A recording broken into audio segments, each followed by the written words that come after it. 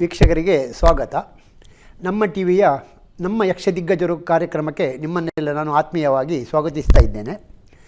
ಇಂದು ನಾವು ಹಿರಿಯ ಯಕ್ಷಗಾನ ಕಲಾವಿದರ ಪರಿಚಯವನ್ನು ಮಾಡಿಕೊಡುವ ಸರಣಿಯಲ್ಲಿ ಮೂರನೆಯವರಾಗಿ ಯಕ್ಷರಂಗದಲ್ಲಿ ಸಂಚಲನ ಮೂಡಿಸಿದಂಥ ಅತ್ಯಂತ ಹಿರಿಯ ಹಾಗೂ ಸುಪ್ರಸಿದ್ಧ ಕಲಾವಿದರಾದಂತಹ ಮಲ್ಪೆ ಶಂಕರನಾರಾಯಣ ಸಾಮಗ ಇವರ ಬಗ್ಗೆ ಸ್ವಲ್ಪ ಪರಿಚಯವನ್ನು ನಾನು ಕೊಡಲಿದ್ದೇನೆ.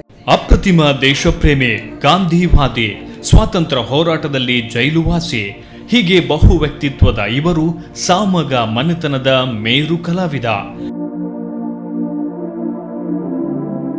ಶ್ರೀ ಮಲ್ಪೆ ಶಂಕರನಾರಾಯಣ ಸಾಮಗ ನಮ್ಮ ಇವತ್ತಿನ ನಮ್ಮ ಯಕ್ಷ ದಿಗ್ಗಜರು ಕಾರ್ಯಕ್ರಮದಲ್ಲಿ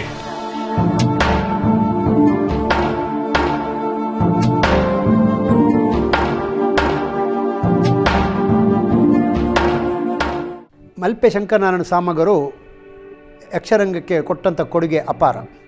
ಸಾಮಗ ಮನೆತನದಿಂದಲೇ ಯಕ್ಷಗಾನಕ್ಕೆ ನಾವು ತುಂಬ ಕೊಡುಗೆ ಬಂದಿದೆ.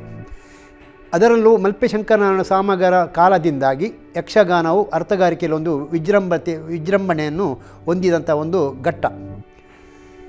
ಶಂಕರನಾರಾಯಣ ಸಾಮಗರು ಡಿಸೆಂಬರ್ 11, 1911ರಲ್ಲಿ ಆರಾಡಿಯಲ್ಲಿ ಜನಿಸಿದರು. ಇವರ ಬಾಲ್ಯ ಮಲ್ಪೆಯಲ್ಲೇ ಆಯಿತು. ಮಲ್ಪೆ ಕ್ರಿಶ್ಚಿಯನ್ ಶಾಲೆಯಲ್ಲಿ 8ನೇ ತರಗತಿಯಲ್ಲಿ ಇವರು 8ನೇ ತರಗತಿಯವರೆಗೆ ಕಲಿಯುವಾಗ ಏನೋ ಒಂದು ಸಣ್ಣ ಕಾರಣದಿಂದಾಗಿ 8ನೇ ತರಗತಿಯಲ್ಲಿ ಅನುತ್ತೀರ್ಣರಾದರಂತೆ. ಒಂದು ಮಲ್ಪೆ ಶಂಕರನಾರಾಯಣ ಸಾಮಗರ ಬಗ್ಗೆ ಒಂದು ವಿಷಯವನ್ನು ಅಗತ್ಯವಾಗಿ ತಿಳಿಸಬೇಕಾಗ್ತದೆ. ಏನಂತೇಳಿದರೆ, ಸಾಮಗರು ಅತ್ಯಂತ ಸ್ವಾಭಿಮಾನಿಗಳು. ಶಂಕರನಾರಾಯಣ ಸಾಮಗರು ಮಾತ್ರವಲ್ಲ, ಸಾಮಗರ ಮನೆತನದ ಎಲ್ಲ ಕಲಾವಿದರು ಸ್ವಾಭಿಮಾನಕ್ಕೆ ಧಕ್ಕೆ ಬಂದರೆ ಸಹಿಸುವವರಲ್ಲ. ಅವರು ಬೇಕಾದರೆ ಅವರಿಗೆ ಕೊಡುವಂಥ ಸಂಭಾವನೆ ಕಮ್ಮಿ ಕೊಡಿ ಅಥವಾ ಕೊಡದೇ ಇರಲಿ, ಅದರ ಬಗ್ಗೆ ಚಿಂತಿಸುವವರು ಅಲ್ಲ. ಆದರೆ ಅವರಿಗೆ ಕೊಡುವಂಥ ಘನತೆಯ ಮರ್ಯಾದೆಯೋ ಹಾಗೂ ಅವರ ಸ್ವಾಭಿಮಾನಕ್ಕೆ ಧಕ್ಕೆ ಬಂದರೆ ಅವರು ಪ್ರತಿಭಟಿಸುವಂಥ ಸ್ವಭಾವದವರು.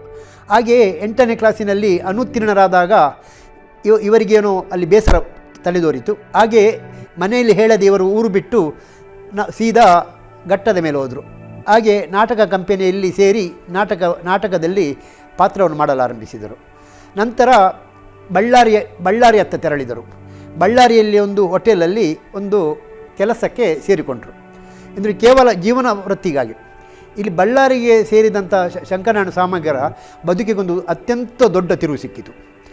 ಅಂದರೆ ಆ ಕಾಲದಲ್ಲಿ ಇದು ಸಾಧಾರಣ 1925ನೇ ಇಸ್ವಿ ಇರ್ಬೋದು ಏನೋ. ಆ ಕಾಲದಲ್ಲಿ ನಮ್ಮದು ಭಾರತದ ಸ್ವಾತಂತ್ರ್ಯದ ಚಳುವಳಿ ಅತ್ಯಂತ ಪರಾಕಾಷ್ಠೆಗೆ ಮುಟ್ಟಿದಂಥ ಸಮಯ. ಎಲ್ಲ ತರುಣರು ಸ್ವಾತಂತ್ರ್ಯ ಸಂಗ್ರಾಮದ ಚಳುವಳಿಯಲ್ಲಿ ಧುಮುಕಿದಂಥ ಕಾಲ. ಇದನ್ನು ಕಂಡು ಶಂಕರನಾರಾಯಣ ಸಾಮಗರಿಗೂ ದೇಶಭಕ್ತಿ ಹುಟ್ಟಿತು.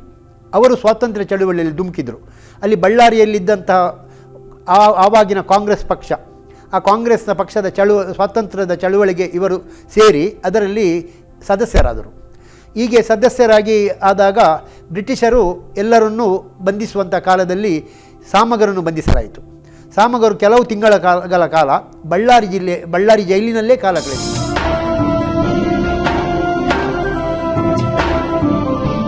ಸಾಮಗರು ಅತ್ಯಂತ ಒಂದು ದಯವುಳ್ಳವರು, ಅನುಕಂಪವುಳ್ಳವರು. ಯಾರೇ ಕಷ್ಟದಲ್ಲಿದ್ದರೆ ಅದನ್ನು ಅವರು ನೋಡಿ ಸಹಿಸುವವರಲ್ಲ. ಆ ಗುಣವನ್ನು ಅವರು ಜೈಲಿನಲ್ಲಿ ಅವರು ತೋರಿಸಿದರು. ಬಳ್ಳಾರಿ ಜೈಲಿನಲ್ಲಿ 3 ವರ್ಗದ ಕೈದಿಗಳನ್ನು ಅಲ್ಲಿ ಒಂದು ಟ್ರೀಟ್ಮೆಂಟ್ ಮಾಡ್ತಾಯಿದ್ರು. ಅಂದರೆ ಕ್ರಿಮಿನಲ್ ಕೈದಿಗಳಿಗೆ ನಂಬರ್ 1, ಸಾಧಾರಣ ಕೈದಿಗಳಿಗೆ ನಂಬರ್ 2. ಹೀಗೆ ಸ್ವಾತಂತ್ರ್ಯ ಚಳುವಳಿಯವರು ನಿಜವಾಗಿ ಅವರು ಆರೋಪಿಗಳಲ್ಲ, ಒಂದು ಚಳುವಳಿಗೆ ಸೇರಿದಂಥ ಆರೋಪ ಇದ್ದ ಕಾರಣ ಅವರನ್ನೊಂದು 3ನೇ ಕೈದಿಗಳು. ಅವರಿಗೆ ಅಷ್ಟು ಕಠಿಣವಾದಂಥ ಪರಿಶ್ರಮ ಇಲ್ಲ. ಉಳಿದ ಕೈದಿಗಳಿಗೆ ಸ್ವಲ್ಪ ಕಠಿಣವಾದ ಪರಿಶ್ರಮ, ಅವರಿಗೆ ಆಹಾರದಲ್ಲಿ ಕಟ್ಟುನಿಟ್ಟು ಎಲ್ಲ ಇತ್ತು. ಹಾಗೆ ಇವರಿಗೆ ಸಿಗುವಂಥ ಆಹಾರದಲ್ಲಿ ಸ್ವಲ್ಪವನ್ನು ಉಳಿಸಿ ಆ ಕ್ರಿಮಿನಲ್ ಕೈದಿಗಳಿಗೆ ಯಾರಿಗೆ ಹೊಟ್ಟೆಗೆ ಸರಿಯಾಗಿ ಆಹಾರ ಸಿಗಲಿಲ್ಲ ಅಂತೇಳಿ ನೋಡಿ ಅವರಿಗೆ ಆಹಾರವನ್ನು ಕೊಡ್ತಿದ್ದರು. ಅಷ್ಟು ಮಾತ್ರವಲ್ಲ, ಅವರು ಅತ್ಯಂತ ಕಠಿಣರೂ ಆಗಿದ್ದರು. ಒಂದು ಗಾದೆ ಉಂಟು, ವಜ್ರಾದಪಿ ಕಠೋರಾಣಿ ಕುಸುಮಾತಪಿ ಮೃದೂನಿ ಅಂತೇಳಿ. ಅಂದರೆ ವಜ್ರದಂತೆ ಕಠಿಣ ಇದ್ದ ಕಾಲದಲ್ಲಿಯೇ ಕುಸುಮದಂತೆ ಹೂವಿನಂತೆ ಮೃದು ಮನಸ್ಸು, ಈ ಎರಡೂ ಸಾಮಗರಲ್ಲಿತ್ತು. ಅಂಥ ಒಂದು ಕ್ರಿಮಿನಲ್ ಕೈದಿಗಳಿಗೆ ತಮ್ಮ ಆಹಾರವನ್ನು ಕೊಟ್ಟಂಥ ಸಾಮಗರು ಅದೇ ಕ್ರಿಮಿನಲ್ ಕೈದಿಗಳು ಪುಂಡಾಟಿಕೆ ಮಾಡಲು ತೊಡಗಿ ಅಲ್ಲಿ ಜೈಲಿನ ಆವರಣದಲ್ಲಿ ಇದ್ದಂಥ ಹೂವಿನ ತೋಟವನ್ನು ಕಡಿಯುವುದು, ಹೂವನ್ನು ಕೀಳುವುದು ಮುಂತಾದ ದುಷ್ಕೃತ್ಯ ಮಾಡಿದಾಗ ಸಾಮಗರೇ ಅವರನ್ನು ಹಿಡಿದು ಜೈಲಿನ ಅಧಿಕಾರಿಗಳಿಗೆ ಕೊಟ್ಟಿದ್ದಾರೆ. ಅಂದರೆ ಅವರಲ್ಲಿ ಕಾಠಿಣ್ಯವೂ ಇತ್ತು, ಮೃದುವೂ ಇತ್ತು. ಹಾಗೆ ಅಲ್ಲಿಂದ ಜೈಲಿನಿಂದ ಬಿಡುಗಡೆ ಹೊಂದಿದ ನಂತರ ಪುನಃ ಊರಿಗೆ ಬಂದರು. ಊರಿಗೆ ಬಂದಾಗ ಅವರಿಗೆ ಸ್ವಲ್ಪ ಯಕ್ಷಗಾನದ ಸ್ವಲ್ಪ ಒಲವು ಮೂಡಿತು. ಹಾಗೆ ಜೀವನೋಪಾಯಕ್ಕಾಗಿ ಅವರು ಅಮಾವಾಸ್ಯೆ ಬೈಲು ಎಂಬಲ್ಲಿ ಶಿಕ್ಷಕ ವೃತ್ತಿಗೆ ಸೇರಿದರು. ಅಲ್ಲಿ ಹೆಚ್ಚು ಕಾಲ ನಿಲ್ಲಿಲ್ಲ ಅವರು, ಯಾಕೆಂದರೆ ಅವರ ಉತ್ಕಟ ದೇಶ ಪ್ರೇಮ ಅವರಲ್ಲಿ ಉಕ್ಕಿ ಹರಿತಾ ಇತ್ತು. ಪುನಃ ದೇಶ ಪ್ರೇಮದ ಕರೆಗೆ ಹೋಗೊಟ್ಟರು, ಪುನಃ ಸ್ವಾತಂತ್ರ್ಯ ಚಳುವಳಿಗೆ ಧುಮುಕಿದರು. ಹಾಗೆ ಕುಂದಾಪುರದಲ್ಲಿದ್ದಂಥ ಒಂದು ಸ್ವಾತಂತ್ರ್ಯ ಹೋರಾಟಗಾರರೊಟ್ಟಿಗೆ ಇವರೂ ಸೇರಿ ಪುನಃ ಬಂಧನಕ್ಕೊಳಗಾಗಿ ಮಂಗಳೂರು ಜೈಲಿಗೆ ಅವರು 4-5 ತಿಂಗಳ ಕಾಲ ಇದ್ದರು. ಈ ಮಂಗಳೂರು ಜೈಲಿನಲ್ಲಿ ಇದ್ದ ಸಂದರ್ಭದಲ್ಲಿ ಇವರಿಗೆ ಆ ಕಾಲದಲ್ಲಿ ಸ್ವಾತಂತ್ರ್ಯ ಹೋರಾಟಗಾರರು ಹಾಗೂ ಸುಪ್ರಸಿದ್ಧ ಅರ್ಥಧಾರಿಗಳಾದಂಥ ನಾರಾಯಣ ಕಿಲ್ಲೆ, ಮೊದಲ ಖಂಡಿಗೆ ಕೃಷ್ಣಪ್ಪ ಮುಂತಾದವರ ಅವರಿಗೆ ಒಂದು ಒಡನಾಟ ದೊರಕಿತು. ಒಂದು ವಿಷಯದಲ್ಲಿ ಹೇಳಲು ಬಯಸ್ತೇನೆ. ಶಂಕರನಾರಾಯಣ ಸಾಮಗರು ಹರಿದಾಸರು, ಅರ್ಥಧಾರಿಗಳು, ಶಿಕ್ಷಕರು ಎಲ್ಲವೂ ಹೌದಾದರೂ ಇದಕ್ಕೆಲ್ಲ ಮೂಲ ಪ್ರೇರಣೆ ಆದದ್ದು ಅವರಲ್ಲಿದ್ದಂಥ ದೇಶಭಕ್ತಿ. ಯಾಕೆಂತೇಳಿದರೆ ಇಲ್ಲಿ ಜೈಲಿನಲ್ಲಿ ಅವರು ದೇಶಭಕ್ತಿಗಾಗಿಯೇ ಜೈಲಿಗೆ ಸೇರಿದಂಥ ಸಂದರ್ಭದಲ್ಲಿ ಕಿಲ್ಲೆಯವರಂತಹ ಒಡನಾಟದಿಂದ ಅವರಿಗೆ ತಾಳಮದ್ದಳೆಯತ್ತ ಒಂದು ಆಕರ್ಷಣೆ ಬೆಳೆಯಿತು. ಜೈಲಿನಲ್ಲೇ ಅವರು ತಾಳಮದ್ದಳೆಯನ್ನು ಮಾಡ್ತಿದ್ರಂತೆ. ಹಾಗೆ ಜೈಲಿನಲ್ಲಿ ತಾಳಮದ್ದಳೆ ಎಲ್ಲ ಮಾಡಿ ಜೈಲಿನಿಂದ ಬಿಡುಗಡೆ ಆಯಿತು. ಬಿಡುಗಡೆ ಆದಾಗ ಪುನಃ ಊರಿಗೆ ಬಂದಾಗ ಅವರಿಗೆ ಜೈಲಿನಲ್ಲಿ ನಡೆಸಿದಂಥ ತಾಳಮದ್ದಳೆಯ ಗುಂಗಿನಿಂದ ಹೊರಗೆ ಬರಲಿಕ್ಕಾಗಲಿಲ್ಲ. ಹಾಗೆಯೇ ರಾಮಾಯಣ, ಮಹಾಭಾರತ, ವೇದ, ಉಪನಿಷತ್ತು, ಶಾಸ್ತ್ರ ಹಾಗೂ ಸಮಕಾಲೀನ ಸಾಹಿತ್ಯ ಎಲ್ಲವನ್ನೂ ಓದಿ ಯಕ್ಷಗಾನದತ್ತ ಹೋಗುವ ಮನಸ್ಸು ಮಾಡಿದರು. ಆ ಕಾಲದಲ್ಲಿ ಒಂದು ಸೌಕೂರು ಮೇಳದಲ್ಲಿ ಒಂದು ದಿವಸ ಅಚಾನಕ್ಕಾಗಿ ಅವರು ಸುಧನ್ವ ಕಾಳಗದ ಕೃಷ್ಣನ ಪಾತ್ರವನ್ನು ಮಾಡಬೇಕಾಯಿತು. ಹಾಗೆಯೇ ಅವರಲ್ಲಿ ಕೃಷ್ಣನ ಪಾತ್ರವನ್ನು ವಹಿಸಿದರು. ಆಗ ಮೇಳದ ಯಜಮಾನರು ಇವರ ಪಾತ್ರ ನೋಡಿ ಇವರ ಕಾಲು ಹಿಡಿದು, ನೀವು ನಮ್ಮಲ್ಲಿ ಬರಬೇಕು ಸಾಮಗ್ರಿ, ಈ ಒಂದು ವರ್ಷದ ತಿರುಗಾಟ ಮಾಡಬೇಕು ಅಂತಾದಾಗ ಅವರ ಆಮಂತ್ರಣವನ್ನು ನಿರಾಕರಿಸಲು ಮನಸ್ಸಿಲ್ಲದೆ ಸೌಕೂರು ಮೇಳವನ್ನು ಸೇರಿದರು. ಹೀಗೆ ಸೌಕೂರು ಮೇಳವನ್ನು ಸೇರಿ ಅದರ ನಂತರ ಅವರು ಯಕ್ಷಗಾನದಲ್ಲಿ ಒಂದು 40 ವರ್ಷಗಳ ಕಾಲ ತಿರುಗಾಟ ನಡೆಸಿದರು. ಇದು ಇವರದು ಯಕ್ಷಗಾನದ ಅರ್ಥಧಾರಿಯಾಗಿ, ಇವರ ಕಲಾವಿದರಾಗಿ ಇವರ ಪ್ರವೇಶವಾದರೆ, ಅದಕ್ಕಿಂತ ಮೊದಲು ಇವರು ಹರಿದಾಸರಾಗಿ ಪ್ರಸಿದ್ಧಿ ಗಳಿಸಿದರು. ಹರಿದಾಸರಾಗಲು ಕಾರಣವಾದದ್ದು ಇವರಿಗೆ ಇದೇ ದೇಶಭಕ್ತಿಯೇ. ಯಾಕೆಂದರೆ ಒಮ್ಮೆ ಹಿರಿಯಡ್ಕ ಜಾತ್ರೆಗೆ ಸಾಮಗರು ಹೋದಂಥ ಸಂದರ್ಭದಲ್ಲಿ ಆವಾಗ ಒಂದು ಕ್ರಿಶ್ಚಿಯನ್ ಪಾದ್ರಿಗಳ ಮತಾಂತರ ಒಂದು ನಡೆಯುತ್ತಿರುವಂಥ ಸಂದರ್ಭ ಅದು ಆ ಕಾಲದಲ್ಲಿ, ಅಂದರೆ ಬ್ರಿಟಿಷರ ಬೆಂಬಲದೊಂದಿಗೆ. ಹಾಗೆ ಹಿರಿಯಡ್ಕೆ ಜಾತ್ರೆಯಲ್ಲಿ ಒಬ್ಬ ಪಾದ್ರಿಯೊಬ್ಬರು ಎಲ್ಲರನ್ನು ಒಟ್ಟುಗೂಡಿಸಿ ಎಲ್ಲ ಹಿಂದೂಗಳನ್ನು ಮತಾಂತರಗೊಳಿಸಲಿಕ್ಕೆ ಪ್ರಯತ್ನಿಸ್ತಾ ಇದ್ದರು. ಅಂದರೆ ಕೃಷ್ಣನ ಬಗ್ಗೆ ಅವಹೇಳನ, ಶ್ರೀರಾಮಚಂದ್ರನ ಬಗ್ಗೆ ಅವಹೇಳನ ಮಾಡಿ, ಯೇಸು ಕ್ರಿಸ್ತನೇ ದೊಡ್ಡವ, ನೀವು ಕ್ರಿಸ್ತ ಧರ್ಮಕ್ಕೆ ಸೇರಿದರೆ ಇಂಥದ್ದೆಲ್ಲ ಸಿಗ್ತದೆ, ಆ ರೀತಿ ಅವರನ್ನು ಪ್ರಚೋದನೆಗೊಳಿಸುವಾಗ ಸಾಮಗರಿಗೆ ಸಿಟ್ಟು ನೆತ್ತಿಗೇರಿತು. ಯಾಕೆಂದರೆ ಅವರಿಗೆ ನಮ್ಮ ದೇಶಕ್ಕಿಂತ ದೊಡ್ಡದು ಯಾವುದೂ ಅಲ್ಲ, ಈ ನಮ್ಮ ದೇಶ ಪ್ರೇಮಿಗಳನ್ನು ಇವರು ಒಡೆಯುತ್ತಾರೆ, ಆ ಮೂಲಕ ಒಗ್ಗಟ್ಟನ್ನು ತುಂಡರಿಸ್ತಾರೆ ಎಂದು ಅರಿವಾದಾಗ ಅಲ್ಲಿ ಪ್ರತಿಭಟಿಸಿದರು. ಅವರು ಪಾದ್ರಿಗಳಲ್ಲಿ ನನ್ನಲ್ಲೊಂದು ನಿಮ್ಮಲ್ಲಿ ಪ್ರಶ್ನೆ ಉಂಟು ಅಂತೇಳಿ ಸಭೆಯಲ್ಲಿ ಎದ್ದು ನಿಂತು ಕೇಳಿದರು. ಆಗ ಪಾದ್ರಿಗಳು ನಮ್ಮದು ಭಾಷಣ ಮುಗಿದ ಮೇಲೆ ಕೇಳಬೇಕು ಎಂಬಂಥ ಒಂದು ಉದ್ದಟತನದ ಮಾತನ್ನಾಡಿದರು. ಇವರು ಅಲ್ಲಿಯವರೆಗೆ ಕಾದು ನಿಂತರು. ಕೊನೆಗೆ ಪಾದ್ರಿಗಳ ಭಾಷಣ ಮುಗಿದಾಗ ಇವರು ವೇದಿಕೆಯನ್ನೇರಿ 2 ಗಂಟೆಗಳ ಕಾಲ ಶ್ರೀಕೃಷ್ಣ ಹಾಗೂ ಶ್ರೀರಾಮಚಂದ್ರನ ಗುಣಗಳೇನುಂಟು, ಅವನ ಆದರ್ಶಗಳೇನುಂಟು, ಅವರ ದೈವಿಕತೆ ಏನುಂಟು ಎಲ್ಲವನ್ನು ಚೆನ್ನಾಗಿ ವಿವರಿಸಿದರು. ಅಲ್ಲಿಂದ ಅವರಿಗೆ ನಾನು ಹರಿದಾಸನಾದರ ಆದೀತು ಎಂಬಂಥ ಒಂದು ಮನೋಭಾವನಲ್ಲಿ ಬೆಳೆದದ್ದು. ಮುಂದೆ ಅವರು ಹರಿದಾಸರಾಗಿಯೂ ಸುಪ್ರಸಿದ್ಧಿಯನ್ನು ಗಳಿಸಿದರು. ಹೀಗೆ ಹರಿದಾಸ ಹಾಗೂ ಕಲಾವಿದ ಹೀಗೆ ಎರಡನ್ನೂ ಇವರಿದ್ದಂಥ ದೇಶ ಪ್ರೇಮವೇ ಇವರನ್ನು ಉದ್ದೀಪನಗೊಳಿಸಿದ್ದು, ಇವರನ್ನು ಪ್ರಚೋದಿಸಿದ್ದು. ಹಾಗೆಯೇ ಶಂಕರನಾರಾಯಣ ಸ್ವಾಮಿಗಳು ಯಕ್ಷರಂಗದಲ್ಲಿ ಅತ್ಯುನ್ನತ ಸಾಧನೆಯನ್ನು ಮಾಡುತ್ತಾ ಮುಂದುವರಿದರು. ಧರ್ಮಸ್ಥಳ, ಸೌಕೂರು, ಹಿರಿಯಡ್ಕ, ಮಂದರ್ತಿ ಹಾಗೂ ಮುಲ್ಕಿ, ಕೂಡ್ಲು, ಕುತ್ಯಾಳ, ಸುರತ್ಕಲ್ ಹೀಗೆ ತುಂಬ ಮೇಳಗಳಲ್ಲಿ ಅವರು ತಿರುಗಾಟವನ್ನು ನಡೆಸಿ ಆ ಮೂಲಕ ಯಕ್ಷಗಾನದ ಎಲ್ಲ ರಸಿಕರಿಗೆ ಅವರು ಒಂದು ಚಿರಪರಿಚಿತರಾದರು.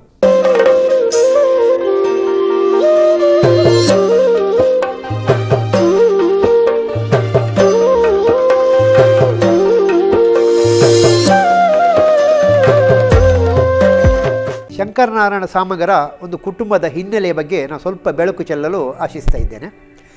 ಇದು ಸಾಮಗ ಎಂಬುದು ಯಾವುದೇ ಜಾತಿಯ ಒಂದು ಸರ್ನೇಮ್ ಅಲ್ಲ. ಸಾಮಗ ಎಂಬುದು ಅವರ ಕುಟುಂಬಕ್ಕೆ ಬಂದಂಥ ಒಂದು ಬಿರುದು. ಯಾಕೆಂದರೆ ನಾವು ತಿಳಿದಿರ್ಬೋದು, ನಾವು 2 ವೇದಗಳನ್ನು ಬಲ್ಲವರು, ಅಂದರೆ ಆ ವೇದದ ಮೇಲೆ ಪಾಂಡಿತ್ಯ ಹೊಂದಿದವರನ್ನು ದ್ವಿವೇದಿ ಎಂದು, ಹಾಗೆಯೇ 3 ವೇದಗಳಲ್ಲಿ ಪಾಂಡಿತ್ಯ ಹೊಂದಿದವರನ್ನು ತ್ರಿವೇದಿ, ಹಾಗೆಯೇ 4 ವೇದಗಳಲ್ಲೂ ಪಾಂಡಿತ್ಯ ಹೊಂದಿದವರು ಚತುರ್ವೇದಿ, ಹಾಗೆಯೇ ಒಂದು ಸಲ ಹೇಳಿದನ್ನು ಕೂಡಲೇ ಕೇಳುವವರನ್ನು ಏಕಪಾಠಿ, ಹಾಗೆಲ್ಲ ಹೇಳುವಂಥ ಒಂದು ಕ್ರಮ ಉಂಟು. ಹಾಗೆಯೇ ಸಾಮಗರ ಹಿರಿಯರ ಸಾಧಾರಣ 19ನೇ ಶತಮಾನದಲ್ಲಿ ಸಾಮಗರ ಹಿರಿಯರು ಸಾಮವೇದದಲ್ಲಿ ಅತ್ಯಂತ ಪಾಂಡಿತ್ಯವನ್ನು ಗಳಿಸಿದವರಂತೆ. ಅದನ್ನು ಮೆಚ್ಚಿದಂಥ ಶೃಂಗೇರಿ ಜಗದ್ಗುರುಗಳು ಮೆಚ್ಚಿ ಆ ಮನೆತನಕ್ಕೆ ಸಾಮಗ ಎಂಬಂಥ ಒಂದು ಬಿರುದನ್ನು ಕೊಟ್ಟದ್ದು. ಆ ಬಿರುದಿಗೆ ಸರಿಯಾಗಿಯೇ ನಂತರ ಅವರಲ್ಲಿ ಬಂದಂಥ ಎಲ್ಲ ವ್ಯಕ್ತಿಗಳು ಆ ಸಾಮಗ ಬಿರುದಿಗೆ ತಕ್ಕಂತೆ ವ್ಯವಹರಿಸಿ ಆ ಬಿರುದನ್ನು ಇಂದಿಗೂ ಸಾರ್ಥಕಗೊಳಿಸಿದ್ದಾರೆ. ಇವರು ಶಂಕರನಾರಾಯಣ ಸಾಮಗರು, ಇವರ ತಂದೆ ಲಕ್ಷ್ಮೀನಾರಾಯಣ ಸಾಮಗರು, ಇವರು ಪೇಜಾವರ ಮಠಕ್ಕೆ ಒಳಪಟ್ಟಂಥ ಸುಬ್ರಹ್ಮಣ್ಯ ದೇವಸ್ಥಾನದ ಅರ್ಚಕರಾಗಿದ್ದರು. ಇವರ ತಾಯಿ ಲಕ್ಷ್ಮೀದೇವಿ ಅಮ್ಮನವರು. ಹಾಗೆಯೇ ಈ ಲಕ್ಷ್ಮೀನಾರಾಯಣ ಸಾಮಗರು ತನ್ನ ಮಗನಾದಂಥ ಶಂಕರನಾರಾಯಣ ಸಾಮಗರು ವೈದಿಕನಾಗಿ ಆ ಮೂಲಕ ಅರ್ಚಕನಾಗಬೇಕೆಂತಲೇ ಬಯಸಿದರು. ಸಾಮಗರ ಒಂದು ದೇಶ ಪ್ರೇಮದಿಂದಾಗಿ ಅವರು ಸುಪ್ರಸಿದ್ಧ ಅರ್ಥಧಾರಿಯಾಗಿ ಬೆಳೆದು ಆ ಮೂಲಕ ಯಕ್ಷರಂಗಕ್ಕೆ ಒಂದು ಅತ್ಯಂತ ದೊಡ್ಡ ಲಾಭ ಮತ್ತು ಮುಂದಕ್ಕೆ ಒದಗಿ ಬಂತು. ಅಂದರೆ ಈಗ ನಾವು ಶಂಕರನಾರಾಯಣ ಸಾಮಗರನ್ನು ಯಾವಾಗ ನೆನಪಿಸ್ತೇವೋ ಅದೆಲ್ಲಕ್ಕೆ ಕಾರಣ ಅವರು ಒಂದು ದೇಶ ಪ್ರೇಮದಿಂದಾಗಿ ಯಕ್ಷಗಾನದಿಂದ ಹೊರಳಿದ ಕಾರಣದಿಂದಾಗಿ. ಹಾಗೆಯೇ ಇವರು ವಿವಾಹವನ್ನು ಆದರು. ಇವರು ಇಬ್ಬರು ಗಂಡು ಮಕ್ಕಳು, ಇಬ್ಬರು ಹೆಣ್ಣು ಮಕ್ಕಳ ತಂದೆಯಾಗಿ ಒಂದು ಸಂಸಾರವನ್ನು ನಡೆಸುವಂಥ ಸಂದರ್ಭ. ಹಾಗೆಯೇ ಇವರ ಹಿರಿಯ ಮಗ ML ಸಾಮಗ, ಅಂದರೆ ಮಲ್ಪೆ ಲಕ್ಷ್ಮೀನಾರಾಯಣ ಸಾಮಗ, ಇವರು ನಿವೃತ್ತ ಪ್ರಾಂಶುಪಾಲರು, ಉತ್ತಮ ಅರ್ಥಧಾರಿಗಳು ಆಗಿದ್ದಾರೆ. ಮಾತ್ರವಲ್ಲ, ಯಕ್ಷಗಾನ ಬಯಲಾಟ ಅಕಾಡೆಮಿಯ ಮಾಜಿ ಅಧ್ಯಕ್ಷರು, ಹಲವಾರು ಪ್ರಶಸ್ತಿಗಳನ್ನು ಪಡೆದಿದ್ದಾರೆ. ಯಕ್ಷಗಾನದಲ್ಲಿ ತುಂಬ ಸಂಶೋಧನೆಯನ್ನು, ತುಂಬ ಕೆಲಸವನ್ನು, ತುಂಬ ವಿಮರ್ಶೆಯನ್ನು ಮಾಡಿ ಸುಪ್ರಸಿದ್ಧರಾಗಿದ್ದಾರೆ. ಇನ್ನೋರ್ವ ಮಗ ಬಾ ಸಾಮಗರು ಸಹ ಹಾಗೆ ಯಕ್ಷಗಾನ ರಂಗದಲ್ಲಿ ತುಂಬ ಕೆಲಸವನ್ನು ಮಾಡಿದ್ದಾರೆ. ದೆಹಲಿಯಲ್ಲಂತೂ ಇವರು ಯಕ್ಷಗಾನಕ್ಕಾಗಿ ಮಾಡಿದಂಥ ಕೆಲಸ ಅವರ್ಣನೀಯ. ಅಷ್ಟು ಅದ್ಭುತವಾದಂಥ ಕೆಲಸವನ್ನು ನಮ್ಮ ರಾಷ್ಟ್ರದ ರಾಜಧಾನಿಯಾದ ದೆಹಲಿಯಲ್ಲೇ ಮಾಡಿದವರು. ಹಾಗೆ ಇಬ್ಬರು ಹೆಣ್ಣು ಮಕ್ಕಳು. ಹೀಗೆಯೇ ಶಂಕರನಾರಾಯಣ ಸಾಮಗರು ಸಾಂಸಾರಿಕವಾಗಿ ತೃಪ್ತಿಗಳು. ಹೀಗೆ ಶಂಕರನಾರಾಯಣ ಸಾಮಗರ ನಂತರ ಒಂದು ಯಕ್ಷಗಾನ ರಂಗಕ್ಕೆ ಒಂದು ಸಾಮಗ ಮನೆತನದ ಒಂದು ಕೊಡುಗೆ ಸೇರಿಕೊಂಡಿತು. ನಾವು ತೆಂಕುತಿಟ್ಟಿನಲ್ಲಿ ನೋಡ್ಬೋದು, ಒಂದು ಸುಪ್ರಸಿದ್ಧ ಕಲಾವಿದರು, ಅವರ ಮಕ್ಕಳು ಯಕ್ಷಗಾನಕ್ಕೆ ಬಂದದ್ದು ವಿರಳ. ಹಾಗಾಗಿ ಆ ಒಂದು ಮನೆತನದ ಹೆಸರು ನಮ್ಮ ತೆಂಕುತಿಟ್ಟಿಗೆ ಬರಲಿಲ್ಲ. ಅದೇ ಬಡಗಿನಲ್ಲಾದರೆ ಕೆರೆಮನೆ ಒಂದು ಮನೆತನ, ಅಲ್ಲಿ ಎಷ್ಟೋ ಕಲಾವಿದರು, ಅಂದರೆ ತಂದೆಯ ನಂತರ ಅವರ ಮಗ, ಅವರ ಮಗನ ನಂತರ ಅವರ ಮಗ, ಈ ರೀತಿಯ ಕಲಾವಿದರಾಗಿ ಬೆಳೆದು ಬಂದರು. ನಮ್ಮ ಹಾಗೆ ಚಿಟ್ಟಾಣಿ ಒಂದು ಮನೆತನ, ಜಲವಳ್ಳಿ ಮನೆತನ, ಹೀಗೆ ಬಡಗಿನಲ್ಲುಂಟು. ತೆಂಕಿನಲ್ಲಿ ಅಂತ ಹೇಳಿಕೊಳ್ಳುವಂಥದ್ದು ಮನೆತನ ಇಲ್ಲ. ಒಂದು ಹಿಮ್ಮೇಳದಲ್ಲಿ ಒಂದು ಪದ್ಯಾಣ ಮನೆತನ, ಕುರಿಯ ಮನೆತನ, ಬಲಿಪ ಮನೆತನ, ಅಗರಿ ಮನೆತನ ಹಿಮ್ಮೇಳದಲ್ಲುಂಟು. ಆದರೆ ಒಂದು ಅರ್ಥಗಾರಿಕೆಯಲ್ಲಿ ಮುಮ್ಮೇಳದಲ್ಲಿ ಒಂದು ಮನೆತನವನ್ನು ವಿಜೃಂಭಿಸಿಕೊಂಡು ಹೋಗುವಂಥದ್ದು ಅತ್ಯಂತ ವಿರಳ. ಆದರೆ ಇರುವ ಒಂದು ದೊಡ್ಡ ಮನೆತನ ಅಂತ ಹೇಳಿದರೆ ಸಾಮಗ ಮನೆತನವೇ.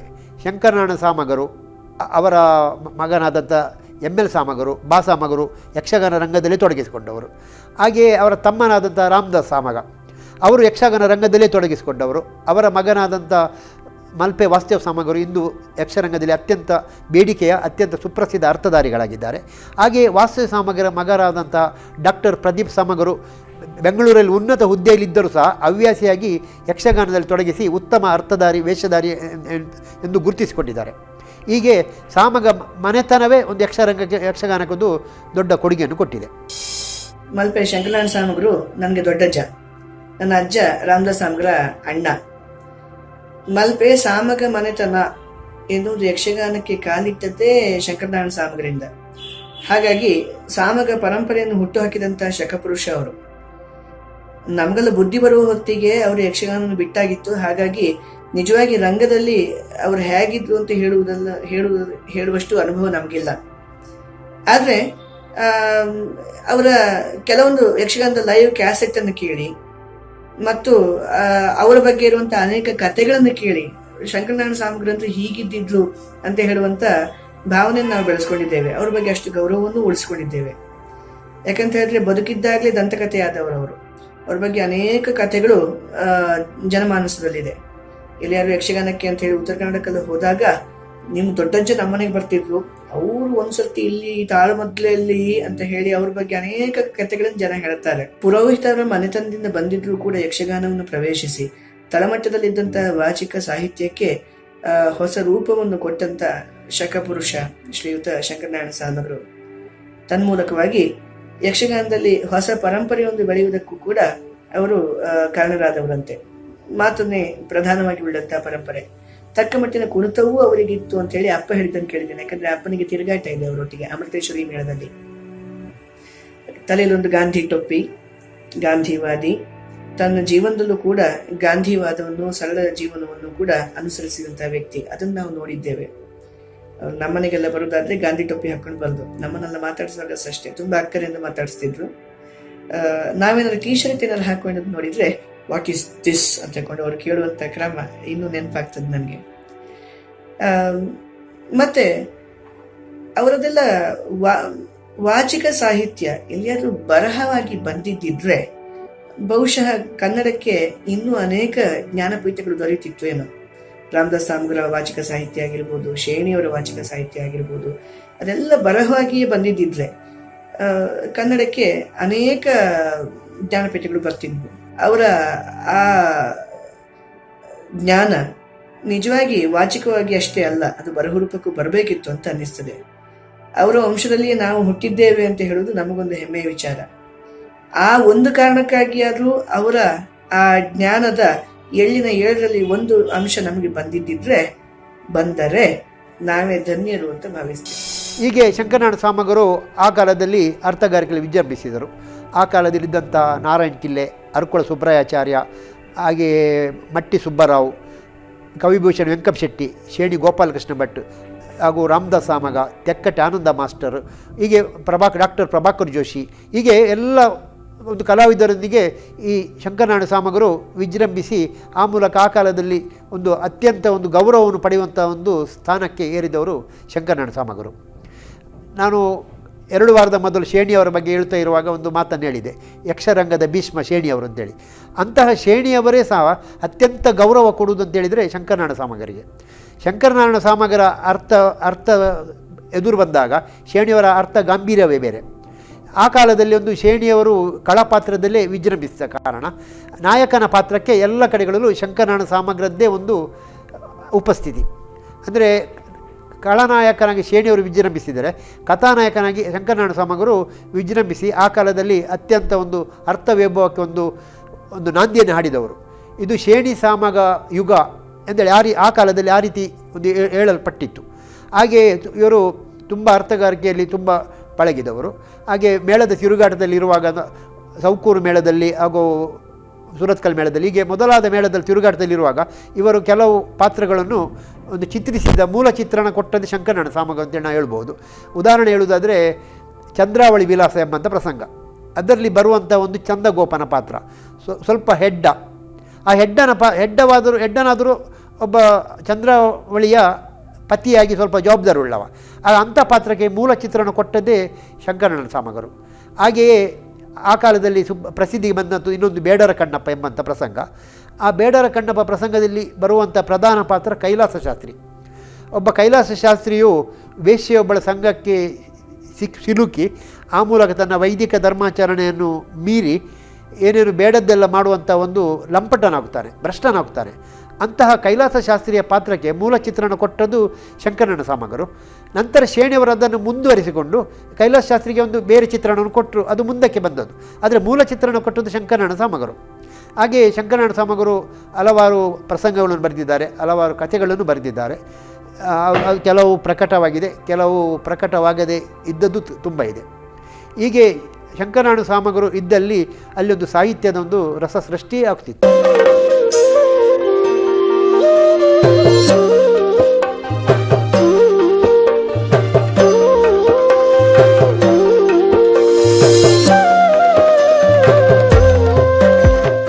ಹೀಗೆ ಶಂಕರನಾರಾಯಣ ಸಾಮಗರು ಅರ್ಥದಲ್ಲಿ ಕುಳಿತುಕೊಂಡಂತ ಹೇಳಿದರೆ ಆ ದಿವಸ ಒಂದು ರಸ ಸೃಷ್ಟಿ ಆಗ್ತಿತ್ತು. ಹೆಚ್ಚಿನ ಅಂಶ ಅವರಿಗೆ ಎದುರಾಗಿ ಬರುತ್ತಿದ್ದದ್ದು ಶೇಣಿಯವರಾದ ಕಾರಣ ಅಲ್ಲಿ ಶೇಣಿಯವರು ಸ್ವಲ್ಪ ಕೆಣಕುವ ಸ್ವಭಾವದವರು. ಹಾಗೆ ಇವರು ಅತ್ಯಂತ ವಿಷಯ ಗೊತ್ತಿದ್ದವರು ಹಾಗೂ ಶೇಣಿಯವರಿಂದಲೇ ಮರ್ಯಾದೆಯನ್ನು ಗೌರವವನ್ನು ಗಳಿಸಿದವರು. ಹೀಗೆ ಆ ಕಾಲದಲ್ಲಿ ಕೆಲವು ಇಂಥ ಒಂದು ಜರುಗಿದಂಥ ಕೆಲವು 2-3 ಚುಟುಕುಗಳನ್ನು ನಾನು ವೀಕ್ಷಕರಿಗಾಗಿ ಹೇಳಲು ಇಚ್ಛಿಸ್ತಾ ಇದ್ದೇನೆ. ಶೇಣಿಯವರು ಶಂಕರನಾರಾಯಣ ಸಾಮಗರಿಗೆ ಅತ್ಯಂತ ಗೌರವ ಕೊಡ್ತೇನೆ ಅಂತೇಳಿ ಈ ಮೊದಲು ಹೇಳಿದ್ದೇನೆ ನಾನು. ಶೇಣಿಯವರು ನಿರ್ವಹಿಸ್ತಿರುವಂಥ ಕರ್ಣಾರ್ಜುನದಲ್ಲಿ ಶೇಣಿಯವರು ಕರ್ಣನ ಪಾತ್ರವನ್ನು ಮಾಡುವುದು ಮಾಮೂಲಾಗಿ ಕರ್ಣನ ಪಾತ್ರ ಅವರಿಗೆ. ಅಂದರೆ ಉತ್ತಮವಾಗಿ ಕರ್ಣನ ಚಿತ್ರಿಸ್ತಿದ್ರು ಅವರು.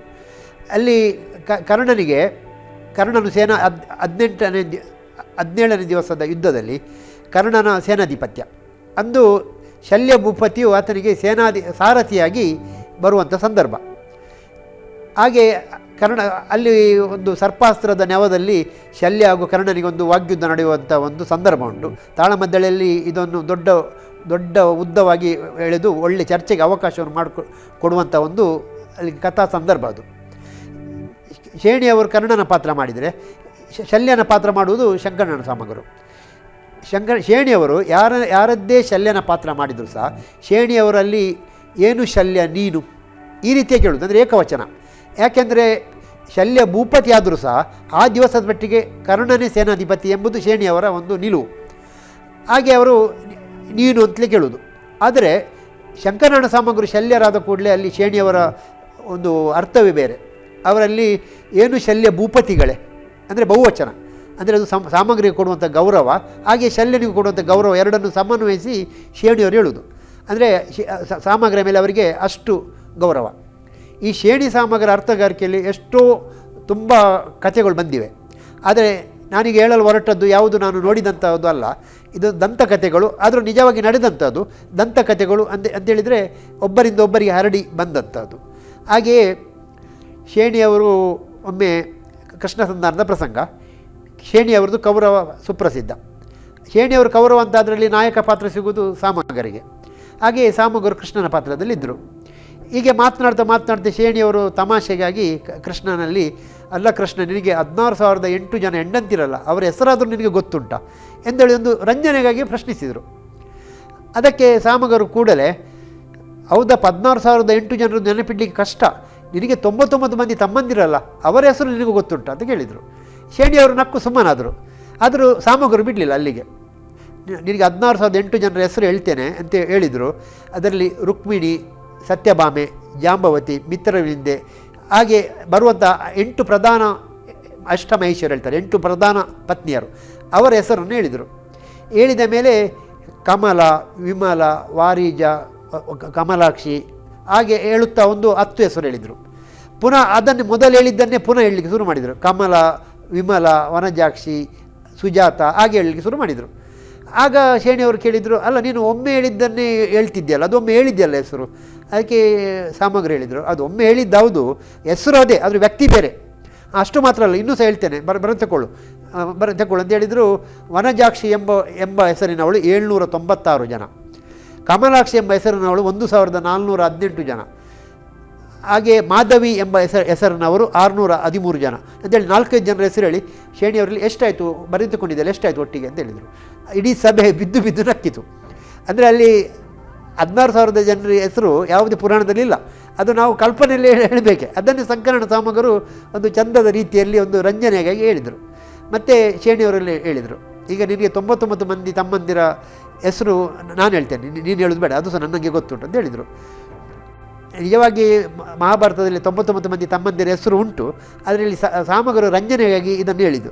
ಅವರು ಹೇಳಿದರು, ಒಂದು ಕೆಲವು ಗುಣಗಳನ್ನು ತೆಗೆಯುವ, ಮದ, ಮತ್ಸರ, ಯೋಧ, ಹಾಗೆ ಒಳ್ಳೊಳ್ಳೆ ಎಲ್ಲ ತೆಗೆದು ಎಲ್ಲದಕ್ಕೆ ಎದುರಿನಲ್ಲಿ ದುರ್ ಅಂತ ಸೇರಿಸಿದರೆ ಇನ್ನು ತಮ್ಮಂದಿರು ಅಂದೇಳಿ ದುರ್ಯೋಧನೆ ಇದ್ದಾಗಿ ಎಲ್ಲಕ್ಕೆ ಮದ ಇದ್ದಲ್ಲಿ ದುರ್ಮದ, ಗುಣ ಇದ್ದಲ್ಲಿ ದುರ್ಗುಣ, ಹಾಗೆಲ್ಲ ಇದು ನಿನ್ನ ತಮ್ಮಂದಿರ ಹೆಸರುಗಳು ಅಂತ ಹೇಳಿದರು. ಹಾಗೆ ಇಡೀ ಸಭೆಯೇ ತುಂಬ ನಗೆಯಲ್ಲಿ ತೇಲಾಡಿತು. ಹಾಗೆಯೇ ಇನ್ನೊಮ್ಮೆ ಕುಂದಾಪುರ ವೆಂಕಟರಮಣ ದೇವಸ್ಥಾನದಲ್ಲಿ ಒಂದು ತಾಳಮದ್ದಳೆ, ಭೀಷ್ಮ ವಿಜಯ ಪ್ರಸಂಗ. ಶೇಣಿಯವರು ಮಾಮೂಲು ಮಾಡುವಂಥದ್ದು ಭೀಷ್ಮ. ಶಂಕರನಾರಾಯಣ ಸಾಮಗರು ಭೀಷ್ಮನ ಗುರುಗಳಾದಂಥ ಪರಶುರಾಮರ ಪಾತ್ರವನ್ನು ಮಾಡುವಂಥದ್ದು. ಆ ದಿವಸ ಶಂಕರನಾರಾಯಣ ಸಾಮಗರ ಮಗ ML ಸಾಮಗರು ಸಹ ಅರ್ಥಧಾರಿಕೆಯಲ್ಲಿದ್ದರು. ಅವರಿಗೆ ಏಕಲವ್ಯನ ಪಾತ್ರ ಕೊಡಲಾಗಿತ್ತು. ಅಂದರೆ ಏಕಲವ್ಯ ಅಂತೇಳಿದರೆ ಭೀಷ್ಮನಲ್ಲಿ ಯುದ್ಧಕ್ಕೆ ಬರುವಂಥ ಒಬ್ಬ ಕಾಡ ಕಿರಾತ. ಅಂಬೆಯು ಕಾಡಿನಲ್ಲಿ ಹೋದಾಗ ಏಕಲವ್ಯನ ಅವಳನ್ನು ಮೋಹಿಸುವಾಗ, ನೀನು ಭೀಷ್ಮನನ್ನು ಕೊಂದರೆ ನಿನ್ನನ್ನು ಮದುವೆ ಆಗ್ತೇನೆ ಅಂತೇಳಿ ಅವನನ್ನು ಕೆರಳಿಸಿ ಇಲ್ಲಿ ಕರೆತಂದದ್ದು. ನಿಜವಾಗಿ ಆದರೆ ಭೀಷ್ಮನ ಎದುರು ಏಕಲವ್ಯ ಏನೂ ಅಲ್ಲ, ಆದರೂ ಏನೋ ಅಲ್ಲಿ ಒಂದು ಅಂಬೆಯೊಂದು ಆ ಕಾಲದಲ್ಲಿ ಕರೆದುಕೊಂಡು ಬಂದಂಥ ಒಂದು ಪಾತ್ರ ಅದು. ಅಲ್ಲಿ ML ಸಾಮಗರು ಅಲ್ಲಿ ವಾದ ಮಾಡ್ತಾ ಇರುವಾಗ ಸ್ವಲ್ಪ ಸಂಸ್ಕೃತ ಶ್ಲೋಕವನ್ನು ಹೇಳಿದ್ರಂತೆ. ನಿಜವಾಗಿ ಅಂದರೆ ಕಾಡ ಕಿರಾತ ಸಂಸ್ಕೃತ ಶ್ಲೋಕವನ್ನು ಹೇಳುವ ಕ್ರಮ ಇಲ್ಲ, ಅದರಲ್ಲಿ ಸಾಮಗ್ರಿಗೆ ಗೊತ್ತಿತ್ತು. ಹಾಗೆ ವಾದದ ಪುಷ್ಟಿಕೆಗೆ ಅವರು ಸಂಸ್ಕೃತ ಶ್ಲೋಕವನ್ನು ಹೇಳಿದರು. ಶೇಣಿಯವರು ಅದನ್ನು ಒಪ್ಪಿದ್ರು, ಅಲ್ಲಿಗೆ ಮುಗೀತು ಆ ವಿಷಯ. ಕೊನೆಗೆ ಇದು ಪರಶುರಾಮ ಮತ್ತು ಭೀಷ್ಮರ ಸಂವಾದ.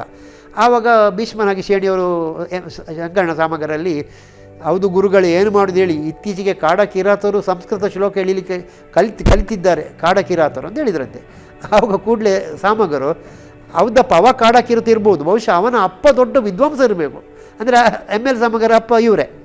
ಹಾಗೆ ಸಭೆಯಲ್ಲಿ ಒಂದು ರಂಜನೆ. ಈಗ ಇಂತಹ ತುಂಬ ರಂಜನೆಗಳು ಶೇಣಿ ಸಾಮಗರ ಕಾಲದಲ್ಲಿ ತುಂಬ ಬಂದಿವೆ.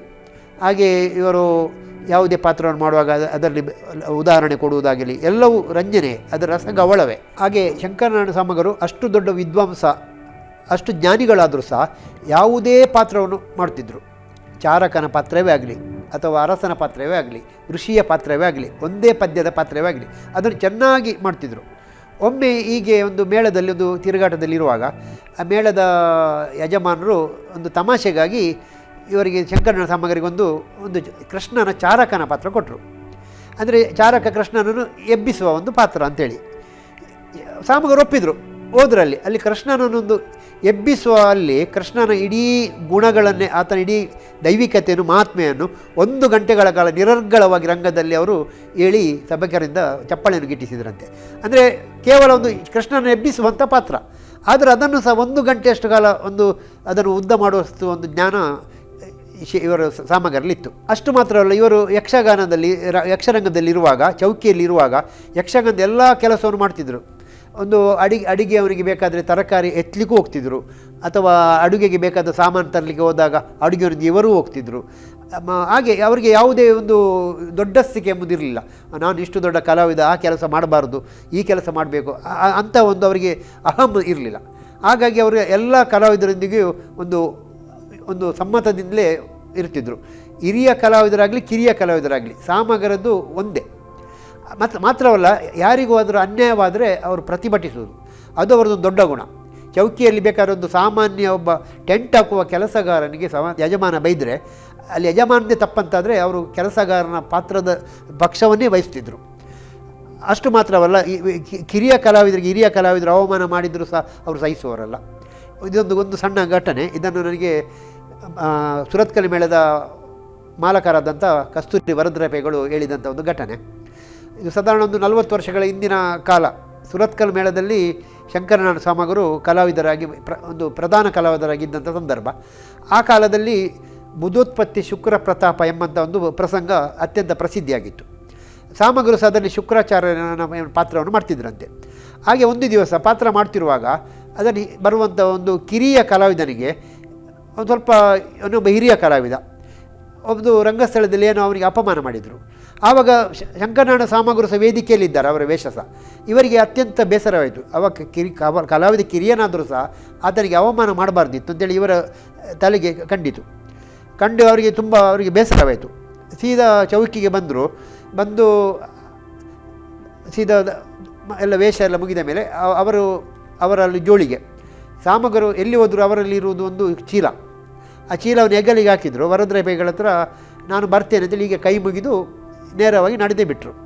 ವರದರಾಪೇಗಳು ಗೊತ್ತಿತ್ತು ಇವರಿಗೆ ಸಿಟ್ಟು ಬಂದರೆ ಇವರು ಹಾಗೆ ಹೋಗೋದು ಅಂತೇಳಿ. ಮತ್ತು ಸಿಟ್ಟು ಇಳಿದ ಮೇಲೆ ಅವರು ಬರ್ತಾರೆ, ಯಾಕೆಂದರೆ ಅವರು ಎಷ್ಟು ಸಿಟ್ಟೋ ಅಷ್ಟೇ ಕರುಣಿಸ. ಹಾಗೆ ನಾಳೆ ಬರ್ಬೋದು ಅಂತೇಳಿ ವರದರಾಪೇಗಳು ಎಣಿಸಿದರು. ಇವರು 1 ವಾರ ಆದರೂ ಸಾಮಗರು ಬರಲಿಲ್ಲ.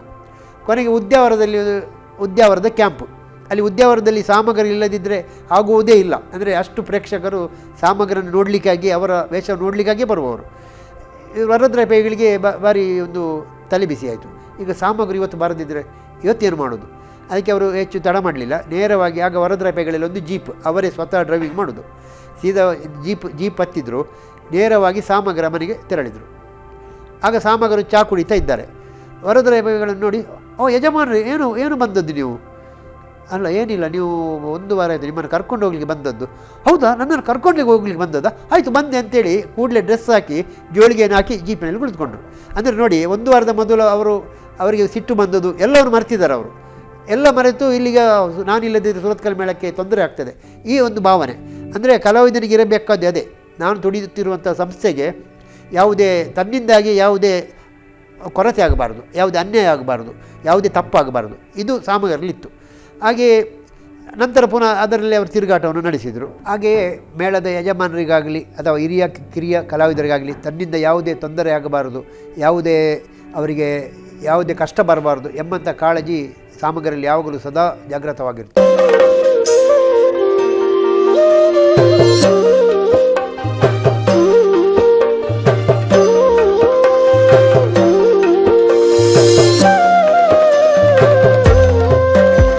ಸಾಮಗರು ಯಕ್ಷಗಾನ ಅರ್ಥಧಾರಿಗಳಾಗಿ ಹೇಗೆ ಪ್ರಸಿದ್ಧರೋ ಹಾಗೆ ಹರಿಕಥಾ ದಾಸರಾಗಿಯೂ ಅತ್ಯಂತ ಪ್ರಸಿದ್ಧರು.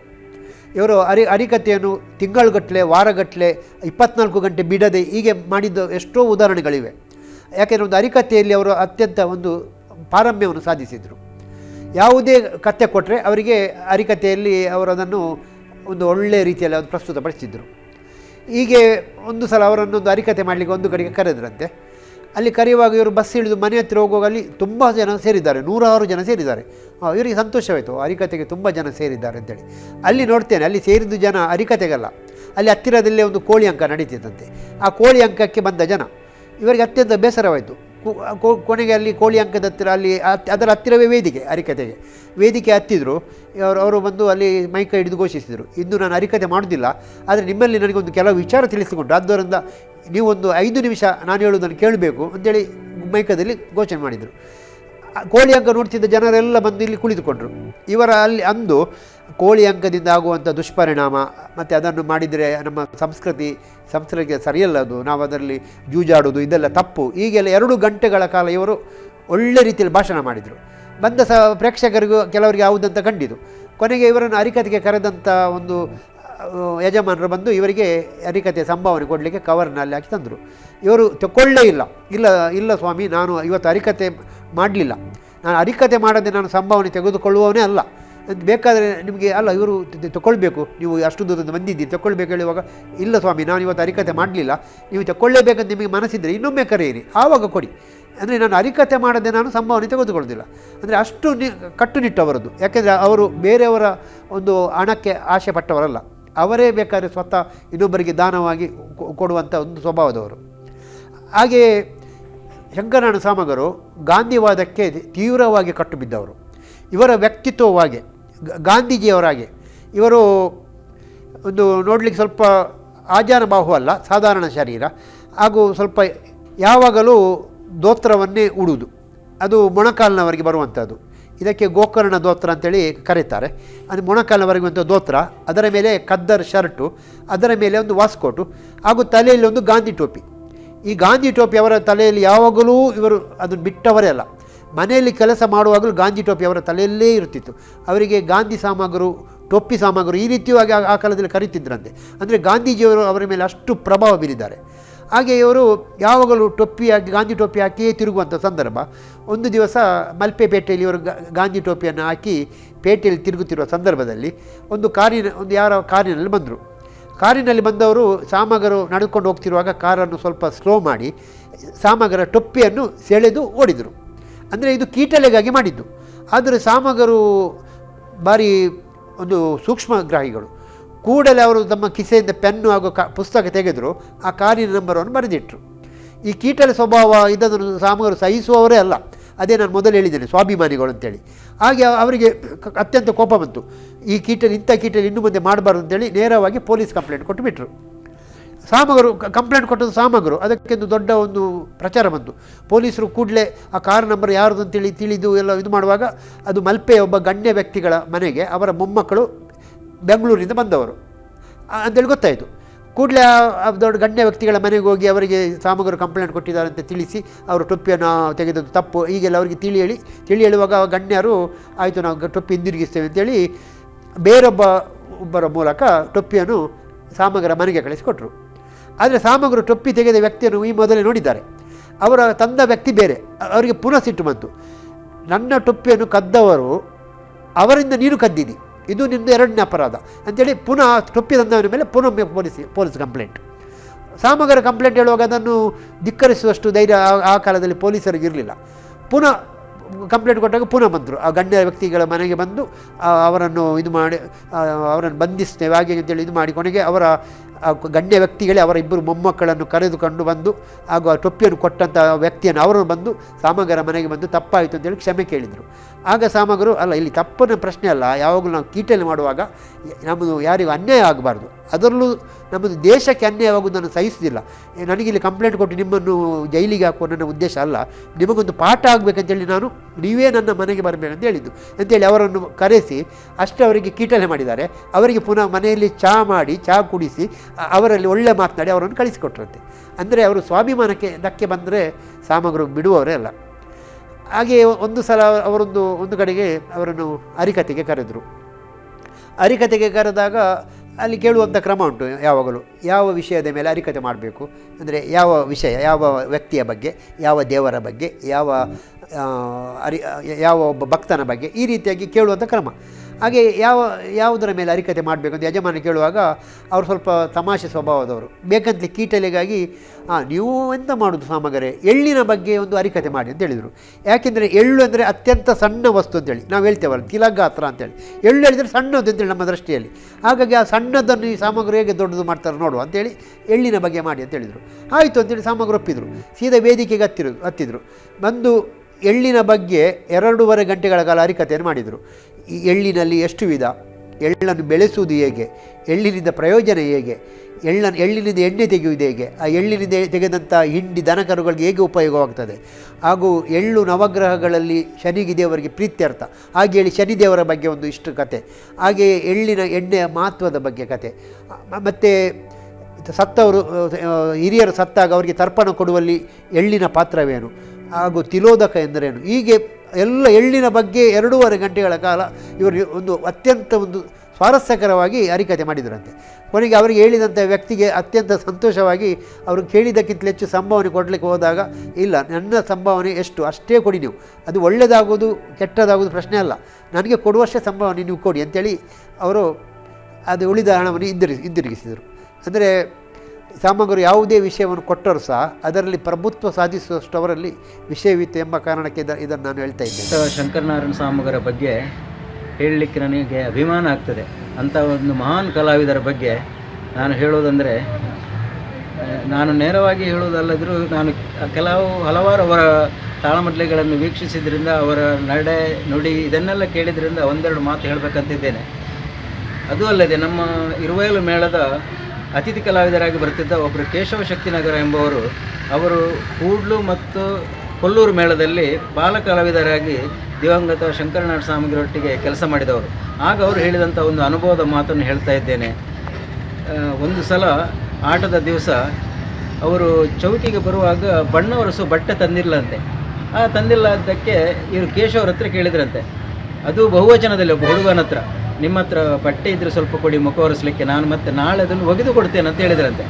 ಆಗ ಕೇಶವರು ಇಷ್ಟು ಸಣ್ಣದಾದ್ರೆ ಅಂತ ಹೇಳಿದರೆ, ಮೊದಲೇ ಸಣ್ಣವರು, ಗುರುಗಳೇ ನೀವು ಕೇಳೋದು ಹೆಚ್ಚ, ನಾನು ಕೊಡೋದು ಹೆಚ್ಚ, ದಯಮಾಡಿ ನಾನೇ ಒಗೆದು ಕೊಡ್ತೇನೆ, ಒಗಿತೇನೆ, ನೀವು ತಗೊಳ್ಳಿ ಅಂತ ಕೊಟ್ರಂತೆ. ಅಂಥ ಒಂದು ಸೌಜನ್ಯಶೀಲವಾದಂಥ ವ್ಯಕ್ತಿತ್ವ ಅದು ಬೇರೆ ಎಲ್ಲಿಯೂ ಕಾಣಲಿಕ್ಕೆ ಸಾಧ್ಯ ಇಲ್ಲ, ಒಬ್ಬ ಗಾಂಧಿವಾದಿಯಲ್ಲಿ ಮಾತ್ರ ಕಾಣಲಿಕ್ಕೆ ಸಾಧ್ಯ.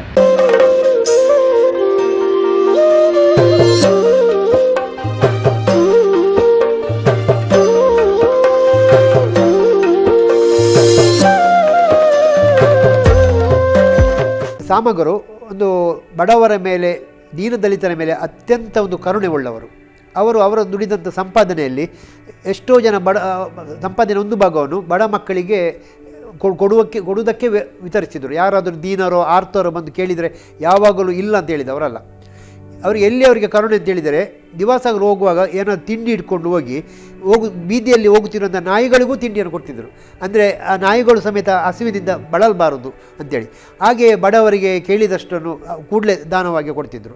ಆ ಮಟ್ಟಿಗೆ ಅವರಲ್ಲಿ ನಾವು ಯಾವಾಗಲೂ ಕರುಣೆಯೇ ಕಾಣ್ತಿತ್ತು. ಒಮ್ಮೊಮ್ಮೆ ಅವರು ಕಠೋರವಾಗಿ ವರ್ತಿಸಿದರು, ಅದು ಅವರಲ್ಲಿ ಕರುಣೆಯೇ ತುಂಬಿ ತುಳುಕ್ತಿತ್ತು. ಯಾಕೆಂದರೆ ಅವರಲ್ಲಿರುವಂಥ ದೇಶ ಪ್ರೇಮ, ಗಾಂಧೀಜಿಯ ತತ್ವವನ್ನು ಅಳವಡಿಸಿಕೊಂಡದ್ದು, ಇದೆಲ್ಲ ಅವರ ಜೀವನದಲ್ಲೂ ಅವರಲ್ಲಿ ಪ್ರತಿಫಲಿಸ್ತಾ ಇತ್ತು. ಮತ್ತು ಸಾಮಗರು ಅವರ ಕೆಲಸವನ್ನು ಅವರೇ ಮಾಡುವಂಥ ಸ್ವಸಹಾಯದಲ್ಲೇ ಅವರು ಅದನ್ನು ಪಾಠವನ್ನಾಗಿ ಮಾಡಿಕೊಂಡವರು. ಯಾಕೆಂದರೆ ಗಾಂಧೀಜಿಯವರು ಅವರ ಬಟ್ಟೆಯನ್ನು ಅವರ ಒಗೆಯುತ್ತಿದ್ದರು, ಅದೆಲ್ಲ ಪ್ರಭಾವ ಸಾಮಗ್ರ ಮೇಲಿತ್ತು. ಅವರು ಕೊನೆಯವರೆಗೆ ಅವರ ಬಟ್ಟೆಯನ್ನು ಅವರೇ ಒಗಿತಿದ್ದರು. ಮಾತ್ರವಲ್ಲ, ಅವರಿಗೆ ಅತ್ಯಂತ ಬೇಸರವಾದಾಗ ಅವರು ಅದನ್ನು ಮರೆಯಲು ಹೆಚ್ಚು ಕೆಲಸ ಮಾಡ್ತಿದ್ದರು. ಅವರ ಧರ್ಮಪತ್ನಿಯವರು ತೀರಿ ಹೋದಾಗ ಆ ಬೇಸರವನ್ನು ಕಳೆಯಲು ಅವರು ಆ ದಿನವಿಡೀ ಬಾವಿಯಿಂದ ನೀರನ್ನು ಸೇದಿ ಅಲ್ಲಿರುವಂಥ ಗಿಡಗಳಿಗೆ ಹಾಕಿದ್ದರಂತೆ. ಅಂದರೆ ಅವರ ಒಂದು ನೋವನ್ನು ಮರೆಯುವಲ್ಲೂ ಸಹ ಉಳಿದವರಿಗೆ ಉಪಕಾರವಾಗಬೇಕು, ಪರಿಸರಕ್ಕೆ ಇದರಿಂದ ಉಪಕಾರವಾಗಬೇಕು ಎಂಬಂಥ ಒಂದು ಅವರು ಕಾಳಜಿಯನ್ನು ಅವರು ವಹಿಸಿಕೊಂಡವರು.